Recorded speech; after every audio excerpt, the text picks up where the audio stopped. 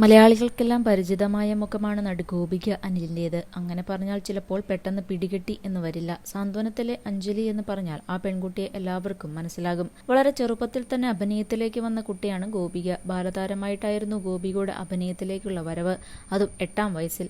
മോഹൻലാലിന്റെ super hit ചിത്രമായ ബാലേട്ടൻ എന്ന ചിത്രത്തിൽ മൂത്ത മകളായി എത്തിയത് ഗോപിക ആയിരുന്നു. പിന്നീട് നിരവധി ചിത്രങ്ങളിൽ ബാലതാരമായി എത്തിയെങ്കിലും 2002 പുറത്തിറങ്ങിയ ശിവം എന്ന ചിത്രമായിരുന്നു അവസാനമായി അഭിനയിച്ച ചിത്രം. പിന്നീട് കരിയറിൽ നിന്ന് ബ്രേക്ക് എടുത്ത താരം സീരിയലിലൂടെ വീണ്ടും എത്തി. ഇപ്പോഴിതാ ഏറെ നാളുകൾക്ക് ശേഷം വീണ്ടും സിനിമയിലേക്ക് എത്തിയിരിക്കുകയാണ് ഗോപിക. ഗോപികയുടെ വരവിന് GP ആശംസകളും അറിയിച്ചിട്ടുണ്ട്.